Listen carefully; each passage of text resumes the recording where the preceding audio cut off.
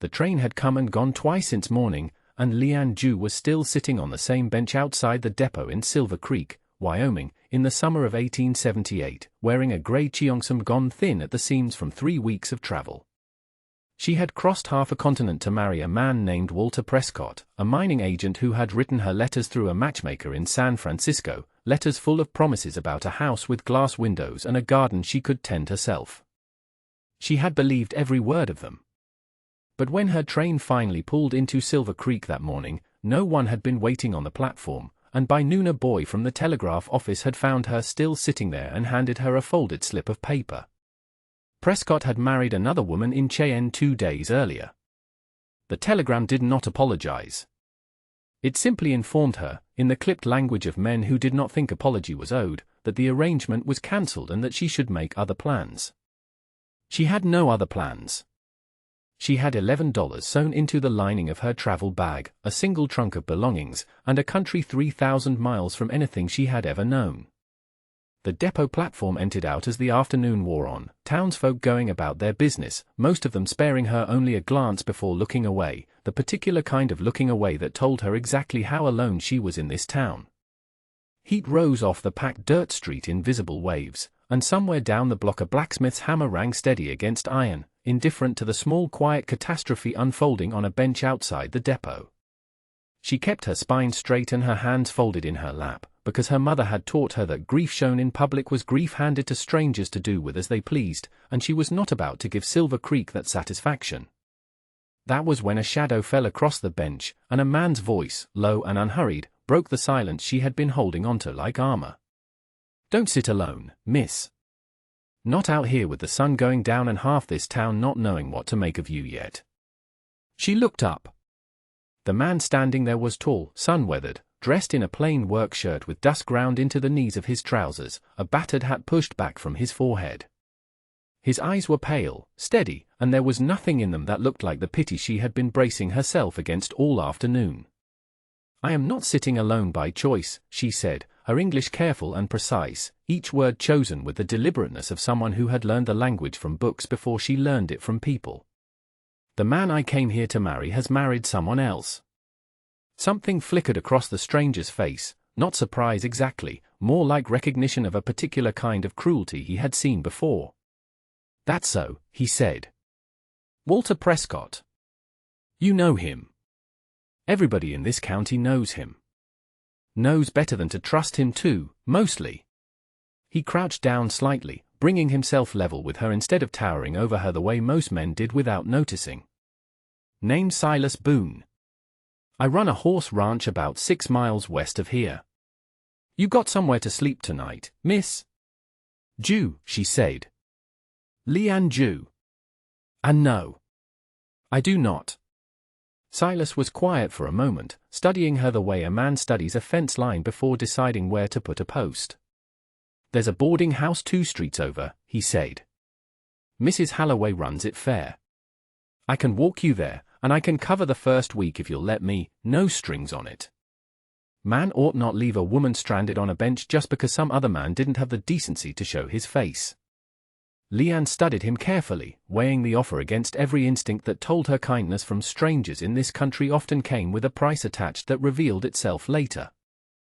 But there was something plain and unadorned in the way he made the offer, no flourish, no expectation visible in his expression, and she found herself standing before she had fully decided to trust him. "I do not need charity," she said. "I will repay you." "Didn't say you wouldn't," Silas said, and something almost like a smile crossed his weathered face. "Come on, then. Sun's going down, and I'd rather get you settled before dark." She had no way of knowing, walking beside a stranger down a dusty street toward an uncertain roof over her head, that the 6 miles between Silver Creek and Silas Boone's ranch would become, within the year, the only distance in this country that had ever felt like it was leading her somewhere worth going. Mrs. Halloway's boarding house smelled of lye soap and wood smoke, and the woman herself, broad-shouldered and sharp-eyed, looked Leanne over with the frank assessment of someone who had seen every kind of traveler pass through her doors. But whatever judgment she was forming softened the moment Silas explained, briefly and without embellishment, what had happened at the depot. Prescott's a coward and everybody in 3 counties knows it, Mrs. Halloway said, already reaching for a key off the board behind her desk. You'll have the room at the end of the hall, Miss Jew. Quietest one. Supper's at 6 if you're hungry. Leanne took the key with a small, careful nod, unused to strangers extending kindness so plainly, without calculation behind it. That first night she sat on the edge of the narrow bed and unpacked only what she needed, leaving the rest of her trunk closed, uncertain whether Silver Creek would prove to be a place worth unpacking fully into or simply another stop on a road she had not chosen. The room held a washstand, a small mirror gone cloudy at the edges, and a single window that looked out over the dusty stretch of the town's main street, and she lay awake long after the house had gone quiet, listening to sounds she did not recognize yet, the creak of a windmill somewhere beyond the rooftops, a dog barking twice and falling silent, the particular hush of a frontier town settling into night. She thanked Silas at the door the following morning, expecting that to be the last she saw of him, expecting the ordinary indifference of a country that had already made clear how little it expected of her. But Silas returned the next morning, and the morning after that, always with some practical reason. A line on work at the mercantile that might suit her, since he had heard she could read and write both English and her own tongue, a skill that made her valuable to a town whose ledger keeper had died of fever the previous winter. A word to the mercantile owner, a heavy-set man named Otis Granger, who ran the only general store in Silver Creek and who needed someone sharp with numbers now that his old clerk was gone. Granger hired her within the week, skeptical at first, watching her the way most of the town watched her, but by the end of her second day balancing his accounts, correcting 3 errors that had gone unnoticed for months, his skepticism had curdled into something closer to grudging respect. "You're better with these books than the last 3 men I hired," Granger admitted, gruff, unwilling to make it sound like a compliment even though it plainly was. Word traveled fast in a town the size of Silver Creek, and within a month Leanne had become a fixture behind the mercantile counter, precise and quietly competent, earning a wage that let her repay Silas for the boarding house within 6 weeks, exactly as she had promised.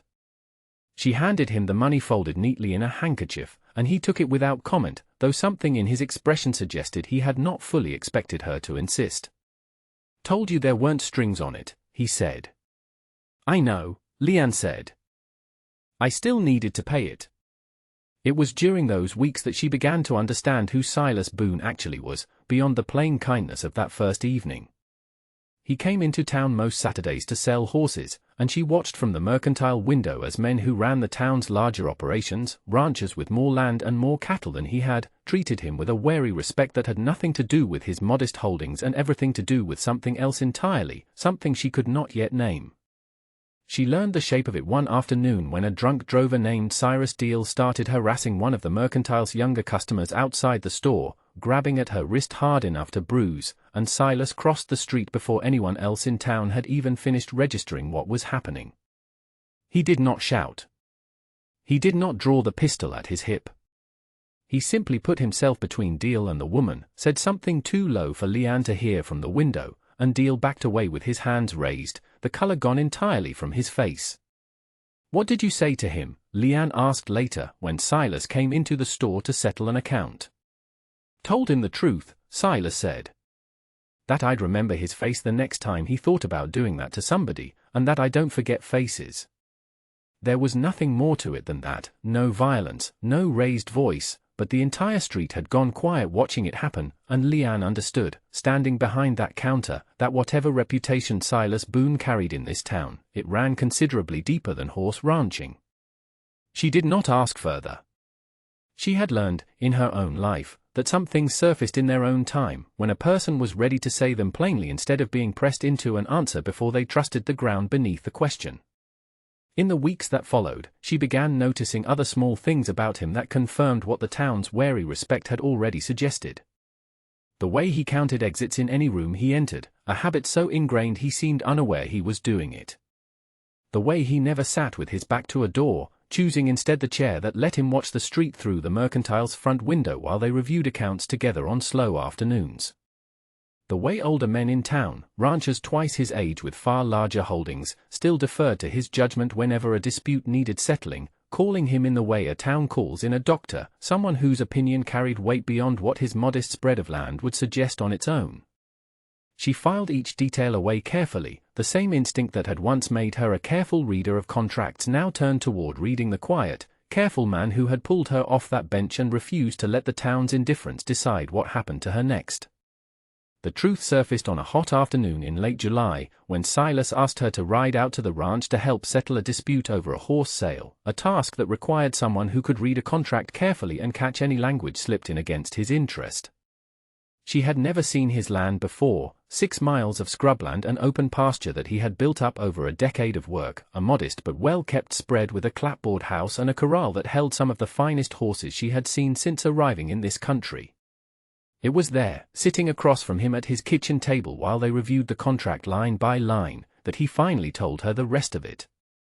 "I used to ride for the county as a deputy marshal," he said, not looking up from the papers. 6 years. Left it 3 years back after a manhunt went bad and a man died who didn't need to. Fella I was chasing turned out to be innocent of what they'd accused him of, and by the time the truth came out, it was too late to give him his life back. I put down the badge after that. Told myself I was done deciding who deserved trouble and who didn't. Leanne set down her pen carefully. "That is why Deal backed away from you so fast." "Word travels," Silas said. "Man doesn't forget who used to enforce the law around here, even after he stops doing it. I don't mind that reputation working in my favor when it keeps someone from getting hurt. I just don't go looking to use it otherwise." It was the most he had told her about himself since the day they met, unguarded in a way she had not seen from him before, and she understood that this admission had cost him something, the way honesty always costs something to men who kept themselves as carefully composed as Silas did. "You blame yourself still," she said. It was not a question. "Every day," he said. "Man's life ended because I moved too fast on bad information. That's not the kind of thing that stops sitting with you just because you quit the job." She thought, then, of the $11 sewn into her travel bag, of the letters from Walter Prescott she had believed without question, of every choice she had made trusting the wrong information at the wrong moment, and she found herself understanding his guilt more completely than she expected to. "I trusted a man's letters and crossed an ocean and half a continent because of them," she said. "I understand what it is to move on information that turns out false. The difference is you carry a life in the balance of yours. I only carried my own foolishness."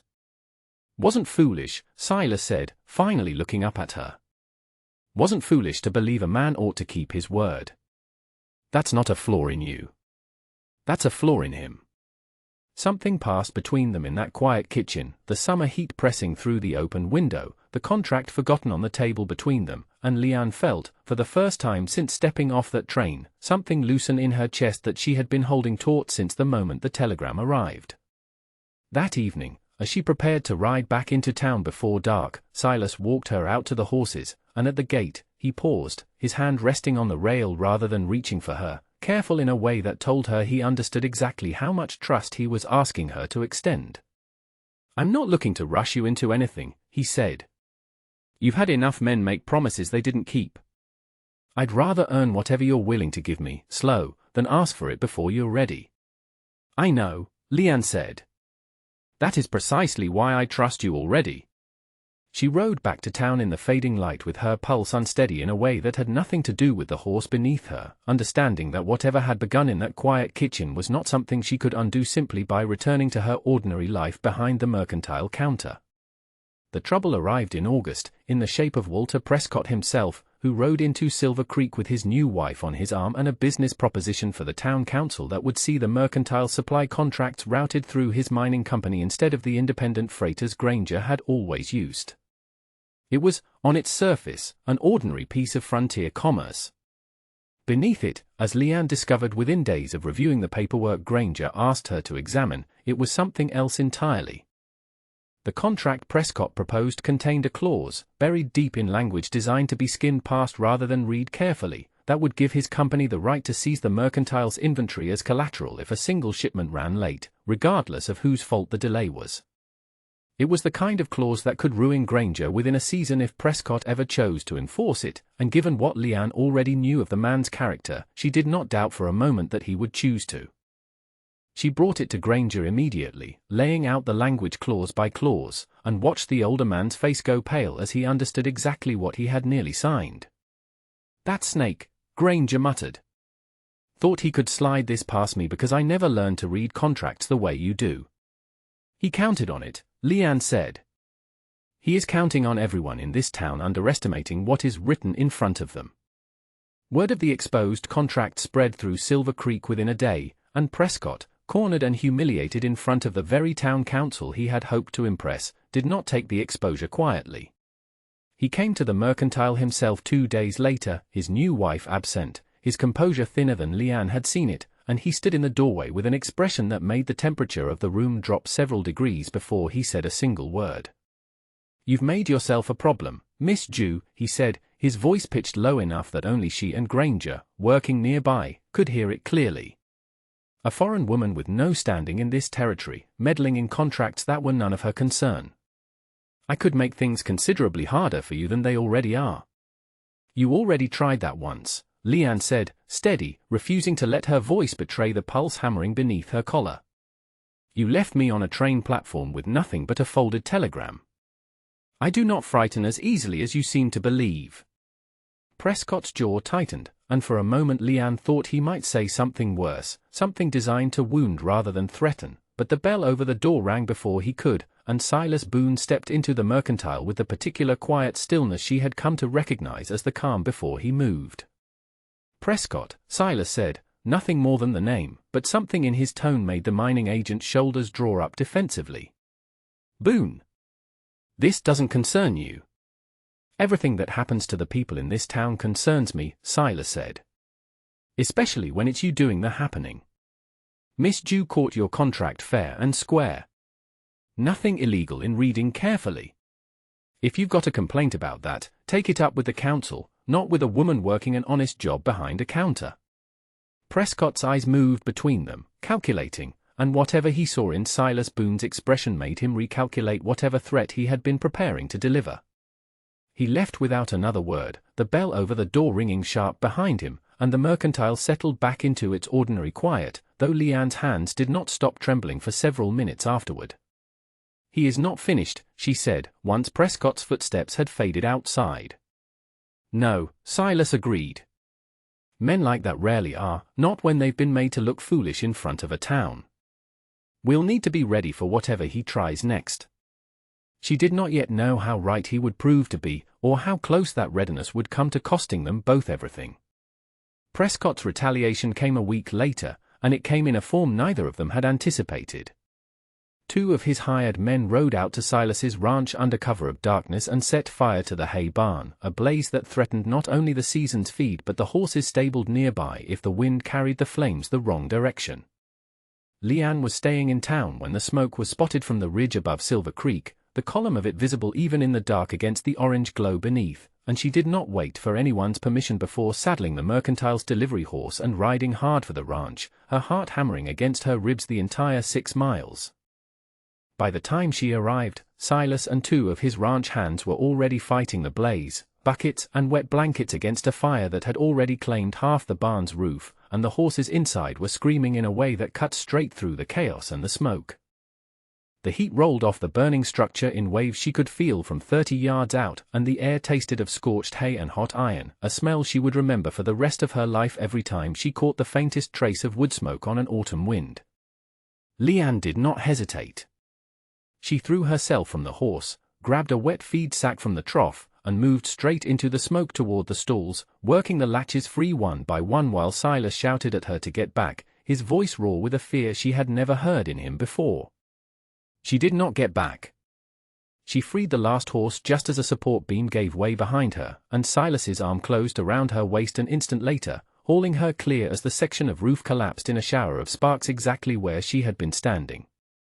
They fell together into the dirt of the corral, coughing, soot-streaked, the horses scattering safely around them into the open pasture, and for a long moment neither of them spoke, both of them simply breathing, alive, the barn behind them a loss but not the catastrophe it had nearly become.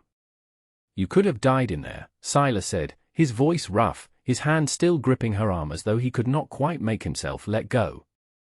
"So could the horses," Leanne said. I was not going to stand outside and listen to them burn.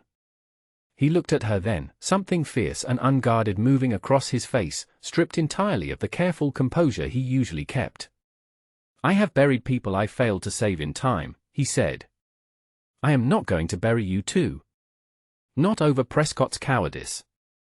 You did not fail tonight, she said. The barn burned. Nobody else did. He pulled her against him then, no hesitation left in it, and when he finally spoke again, his voice had dropped into something quieter, something that had clearly been building since the day she stepped off that train platform. I told myself I was going to earn this slow, he said. I do not know how much slower I have left in me. Watching you run into a burning barn like your own life didn't matter to you. It matters, Leanne said. It matters to me because of what I have found here. You. This town. A life I chose instead of one that was arranged for me by strangers. The fire behind them burned down to embers as they sat together in the dirt of the corral, and when Silas finally leaned in to kiss her, it was not gentle exactly, but certain, the kind of certainty that came only after two people had watched each other risk everything and found, on the other side of that risk, exactly what they had been circling toward all along.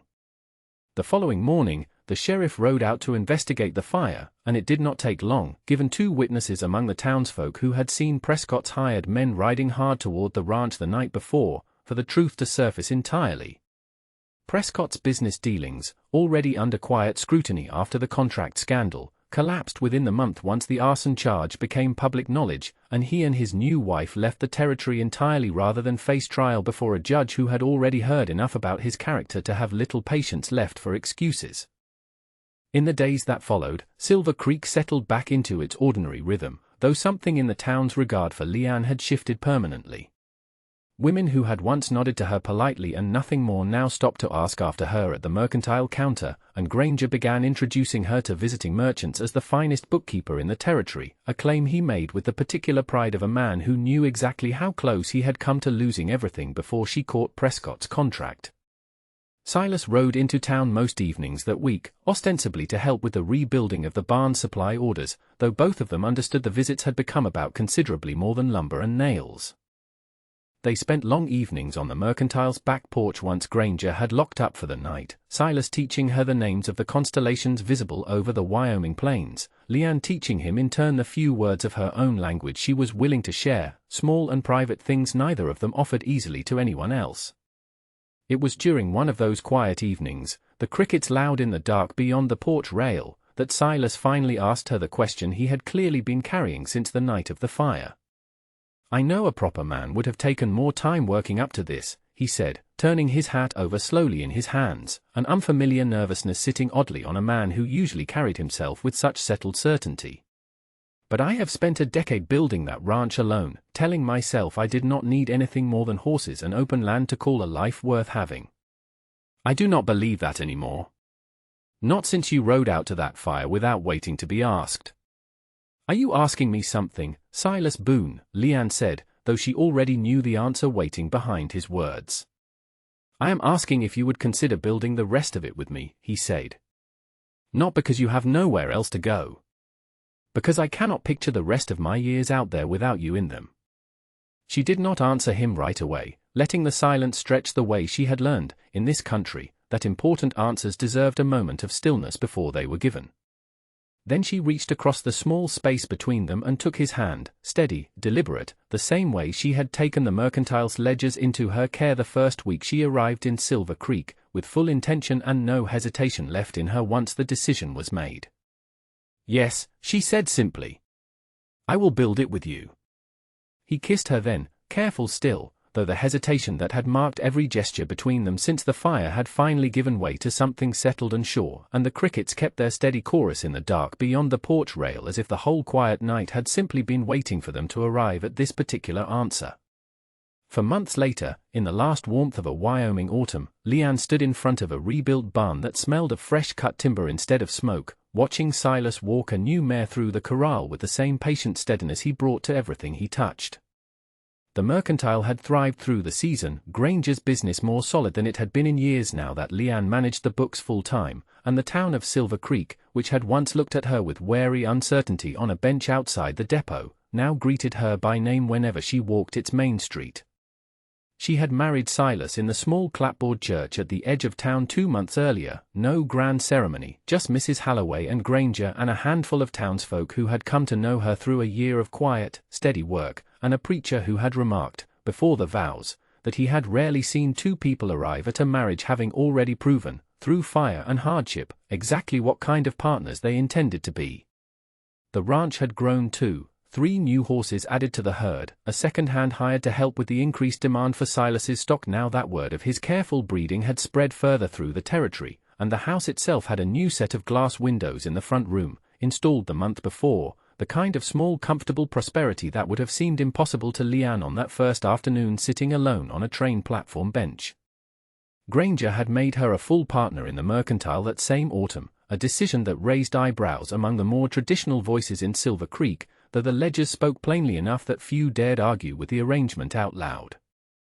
She kept her own set of keys to the store now, opened it most mornings before Granger arrived, and the townsfolk who once looked past her without a word now greeted her by name as a matter of course, some even seeking her out specifically when a contract needed careful reading before a signature went on it.